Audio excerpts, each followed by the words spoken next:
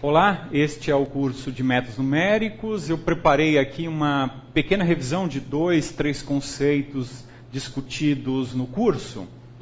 Basicamente, a função convexa, que nós utilizamos em alguns momentos, por exemplo, quadrado mínimo, para falar do mínimo de função.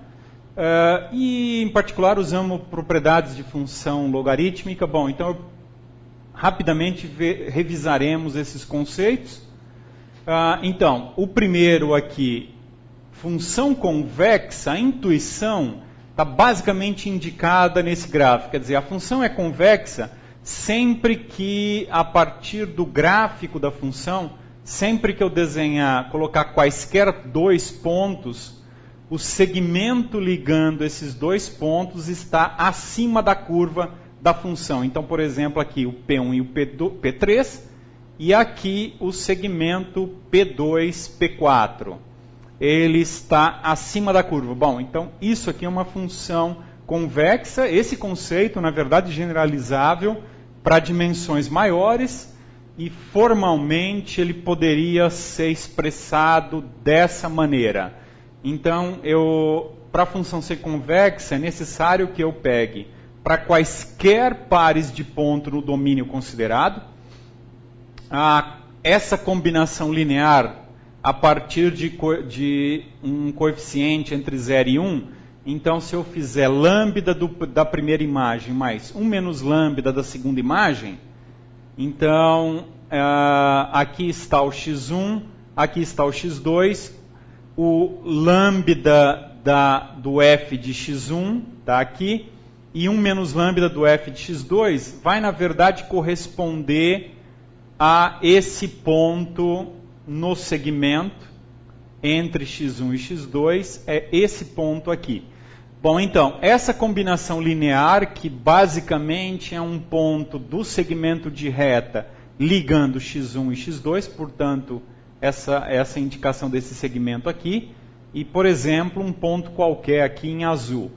Isso tem que estar acima da imagem da função aplicada na combinação linear que gera o ponto do domínio. Ou seja, aqui está a combinação dos pontos do domínio e aqui a imagem pela curva.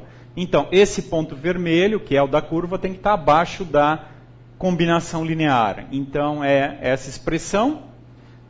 É interessante reescrever essa expressão aqui para perceber que realmente ela é uma combinação linear, é o segmento, são pontos desse segmento. Eu vou rearranjar essa expressão observando aqui, separando o coeficiente lambda. Então eu vou separar lambda que multiplica fx1, que está aqui, e menos lambda que multiplica fx2, que está aqui, lambda fx2, negativo. E aí sobrou o quê? Sobrou 1 do fx2. Então é fx2 lambda que multiplica fx1 menos fx2. Lembrando que o lambda está entre 0 e 1, o que ocorre? Então é basicamente esse ponto aqui, x2, fx2. Se eu tomar lambda igual a 0, eu estou no fx2. Se, por exemplo, eu tomar lambda igual a 1, vai ficar fx2 menos fx2, 0, e vai sobrar fx1. Então, eu estou andando nessa direção. Isso é realmente andar no segmento de reta, que está indicado aqui. Então, por exemplo, se eu tomar lambda igual a meio, eu estou no meio do caminho, eu estou nesse ponto, mais ou menos nesse ponto aqui. Bom, então, função convexa é isso. Algebricamente, é matematizada dessa maneira aqui. É basicamente uma combinação linear, só que com coeficientes tomados entre 0 e 1. Lambda e 1 menos lambda. Se o lambda está entre 0 e 1, 1 menos lambda também está entre 0 e 1. Um exemplo de função convexa é essa função x2, x ao quadrado. Então, se tomarmos, por exemplo, pegando aqui um software para desenhar, tomando então x ao quadrado, então essa curva aqui, essa função que está aqui, ela é convexa se eu pegar quaisquer segmentos desenhar, o segmento vai ficar acima do correspondente da curva. Bom, esse é um exemplo. Um outro exemplo, e elevado a x.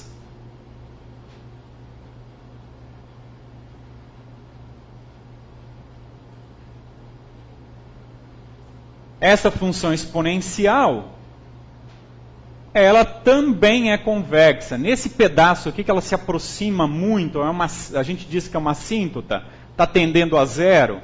Quando o x tende a negativo, né, essa potência aqui, quando a potência do x aqui vai para menos infinito, basicamente então eu estou fazendo o quê? E elevado a um número muito grande em módulo negativo aqui, corresponde a 1 sobre o e desse número em módulo, que é 1 sobre um número muito grande. Bom, portanto, está aproximando a zero, é isso aqui. Mas dá para ver que se eu desenhar um segmento de reta nessas partes aqui, vai estar acima da curva. Bom, esse é um outro exemplo.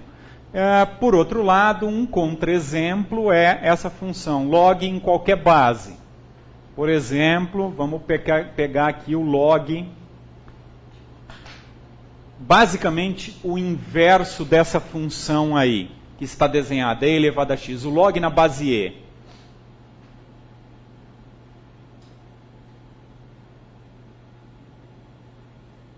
Então, dá para ver que se eu tomar a identidade aqui, o logaritmo neperiano, log na base e, é o espelho do e elevado a x.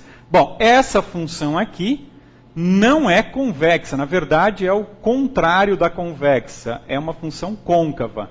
É uma função que, se eu ligar quaisquer dois segmentos, a curva está sempre acima. Bom, entre esses dois conceitos, função convexa, que é o que nos interessou, a função côncava, existe variações.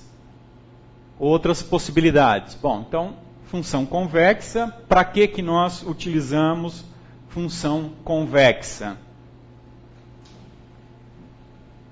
O conceito aí da função convexa, bom, primeira observação é que se uma função é convexa, ela é contínua derivável. E, além disso, se ela tem um ponto que é mínimo, a derivada nesse ponto é zero. E, por outro lado, da mesma maneira, se a derivada for zero em algum ponto, esse ponto é de mínimo. Bom, isso é uma característica, é um C somente C para a função convexa. Então, exemplo, pega aquela primeira função x ao quadrado. Fazendo a derivada, bom, derivar polinômio é diminuir aqui a potência, no caso não tem mais nada, então é 2x, a derivada do x quadrado é 2x, igualando isso a zero, eu tenho que 2x é zero. Bom, portanto, a função x ao quadrado que a gente examinou, o ponto de mínimo ocorre exatamente no x igual a zero. Um outro exemplo aqui, e aqui na verdade eu estou construindo uma função de modo a ficar fácil verificar. Então estou fazendo alguns casos aqui. Então, por exemplo, eu estou colocando uma de grau 2, mais uma de grau 2, uma função de grau 2 que é gerada a partir do produto de duas retas. Uma reta que tem 0 em 1 e uma outra reta que tem 0 em 2. Portanto, o produto resultante vai ter 0 em 1 e 0 em 2. É essa equação aqui. Tem duas raízes. Então, nessa daqui, fazendo a derivada, vai dar 2x menos 3, igualando a zero para saber o ponto de mínimo. Então, fica 2x menos 3 igual a zero. Então, 2x é 3, igual a 3, portanto, x é 3 meios. Então, esse é o ponto em que essa curva aí, produz o mínimo. E, no caso, qual é o valor do mínimo? É só calcular a função no ponto 3 por 2, ou seja, 1,5. Bom, fazendo a conta, substituindo, aqui eu tenho 9 quartos menos 9,5 mais 2. Eu coloco tudo no fator comum, então eu vou usar o 4 de denominador comum. Então, eu tenho que multiplicar isso aqui por 2, dividir por 2, e tenho que multiplicar isso por 4, dividir por 4. Então, o 9, o quadrado aqui, 18, e 4 vezes 2 apareceu o 8 aqui. Bom, fazendo essa operação, vai sobrar menos 10 mais 9, menos 1. Então, menos 1/4. Esse aí é o mínimo, é o valor mínimo para a função x² menos 3x mais 2, que é atingido quando o x é 1,5. Bom, só para revisar, o que é a função log? Bom, a definição do log está, lembrando aqui, o log de x na base b é um número y, se e somente se a base b elevado a esse y recuperar o número x.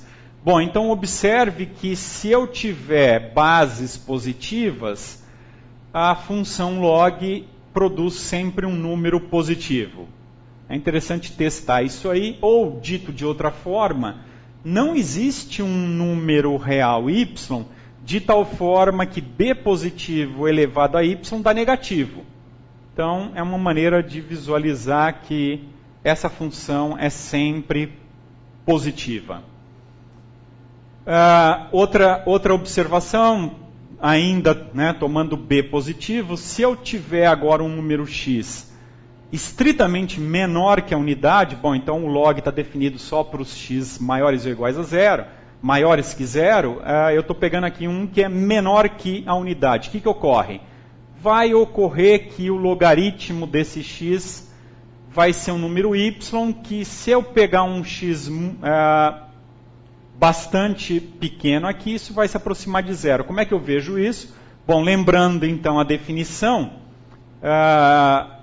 o log de x é y, quando b elevado a y é x, só que esse x aqui é um número menor que 1. Então, se eu fizer ele se aproximar de 0, o que significa? Isso aqui se aproxima de 0 se o b é positivo, quando, em geral, o y é negativo. Então, eu poderia escrever dessa maneira, um modo de enxergar.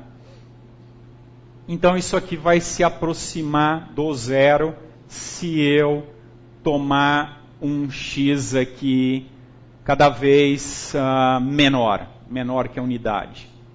Bom, outra propriedade interessante que a gente utilizou é que o log do produto é a soma dos logs. Como é que a gente vê isso? Aplica a definição. Bom, pega o logaritmo em qualquer base b, logaritmo do alfa, logaritmo do beta. Bom, isso aqui eu vou chamar que é uma imagem y de alfa, e essa aqui eu vou chamar que é uma imagem y de beta. Pela definição, o que eu tenho?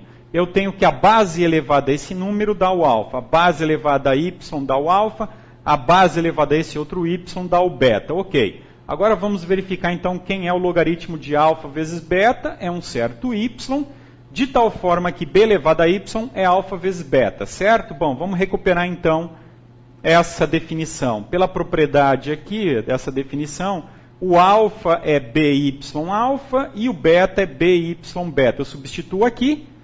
Como isso aqui é uma base comum, eu coloco em evidência, isso aqui dá esse número, beta elevado a essa soma. Bom, mas beta elevado a essa soma coincide com beta elevado a y. Logo, o y coincide com essa soma, que está indicado aqui. E, por outro lado, lembrando, o y do alfa é o log do alfa. E o y do beta é o log do beta. Então, eu substituo esse y de alfa por log de alfa e esse y de beta por log de beta. Bom, então, e o y é o logaritmo do produto. Então, o logaritmo do produto é o log das somas, a soma dos logs, desculpa. Está indicado aqui uma propriedade importante de logaritmo além de outras. Só lembraremos essa. Bom, então, examinamos rapidamente o conceito de função convexa, uma definição mais formal, e vimos isso associado a mínimo e relembramos logaritmo. Então, para essa revisão é isso.